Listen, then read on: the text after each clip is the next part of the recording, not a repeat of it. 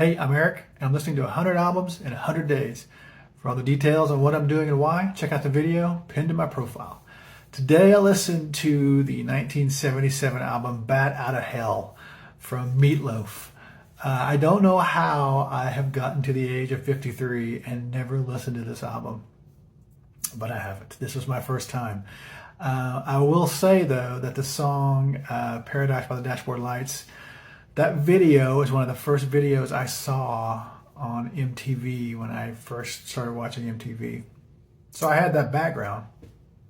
Another funny thing about this album, if you saw my Kiss video where I listened to Love Gun, I mentioned in that video that when I was a kid and saw that album in the stores, my mom would literally walk between me and the album so I couldn't see the album covers because it was, whatever, either too sexualized or, devil music or whatever. I don't know. But this was another album cover that I remember seeing when so it came out in 77, so I was 7 years old when it came out. So when I was 7 or 8, I remember seeing this album cover in the stores and just being fascinated by what I was looking at. And I remember my mom doing the same thing for this album cover that she did for the Kiss albums. She would shield me from seeing them or walk between us or turn me another direction. I remember that vividly. But yeah, I've never listened to this album all the way through, and I don't know why. It is such a great album. It's so much fun. I love epic songs, and the title track "Bat Out of Hell" is like almost 10 minutes long, and it's just an opus. It's so much fun. I could be wrong. I think there's a storyline that runs through all the songs. I could not figure out what it was. I know they've made a musical out of this album. I don't know if that's actually a working musical or if it's just an idea. I don't know. Work was so busy today, I didn't have a whole lot of time to read up on this album. But it doesn't matter. It's such a fun album. I think my two favorites are Bat Out of Hell and All Revved Up and No Place to Go. But with that said, I liked all the songs. It was just a good time. I don't know why. Again, I don't know why I've never listened to it.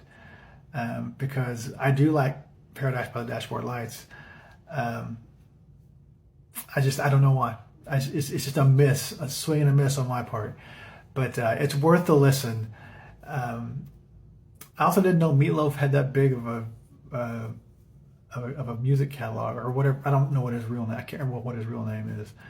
I can't believe Mr. Loaf has that many albums out. I didn't know he had that big of a catalog. I also didn't know he was an actor first before he was a musician. I thought it was the other way around. But anyway, if you've never heard this album, it is worth a listen. It's very entertaining. The songs are just big and just in your face. They're opuses. There's a couple of them on this album that are just that way, and I love that. I love it when people write songs like that, kind of like when I did the Billy Joel video and talked about how those, there were 3 songs in a row that should have been made into a musical all by themselves, just because of how big and epic they were.